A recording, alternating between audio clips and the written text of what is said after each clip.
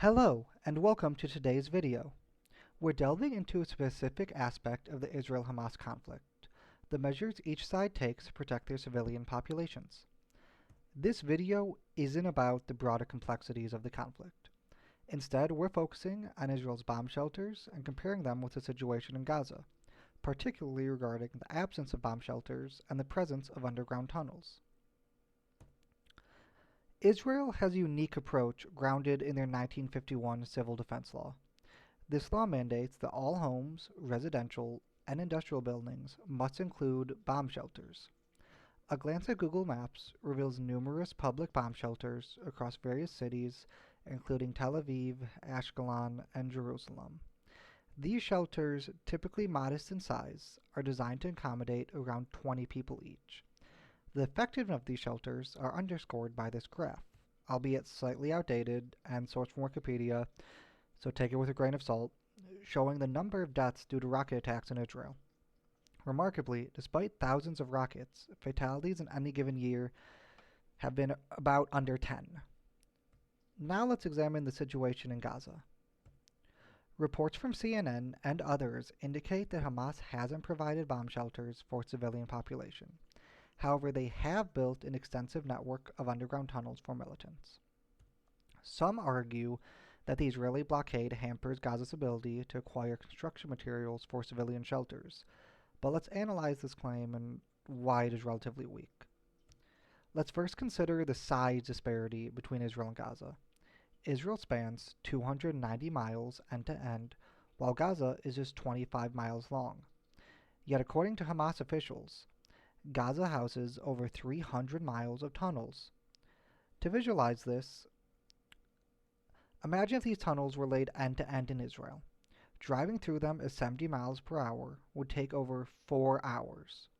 Similarly, if you wanted to lay them across all of the Gaza Strip, you'd be able to travel from one end of Gaza to the other 12 times. Images from the Wall Street Journal, which data purportedly from the IDF, so grain of salt, illustrate the extensive tunnel networks weaving through major Gaza cities. These structures show the significant resources and materials that have been dedicated to their construction. Let's analyze the construction of the tunnels further. If we look at this ABC News report featuring Matt Gutman exploring the Gaza tunnels, suggests that they are roughly, I'd say 5'8", 5'10" inches tall and 2 to 2.5 feet wide because he's 5'6" and he's wearing a thick helmet. This design primarily suits militant foot traffic rather than the broader needs of civilians, including those with mobility issues. And it's estimated that over 6,000 tons of concrete were used in these tunnels. This volume of material could have been alternatively utilized for building civilian shelters, potentially accommodating a large segment of Gaza's population. This, however, I guess, was not deemed a viable use of concrete by Hamas. This brings us to the crux of the issue: the choices made by Hamas's government regarding civilian protection. Current estimates suggest that about 26,000 casualties have occurred in Gaza.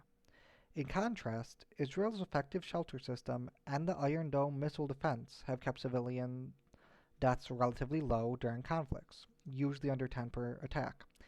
Even without the Iron Dome, and we wanted to estimate that the fatalities would maybe be 10 times more, that would still be significantly lower than those in Gaza.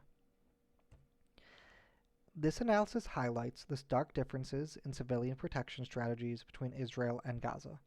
The lack of civilian shelters in Gaza, despite the availability of resources as evidenced by the extensive tunnel network, points to a profound neglect of civilian needs by the governing authorities in times of conflict. Thank you for watching, and I hope this video has provided a clear understanding of an often overlooked aspect of this ongoing conflict.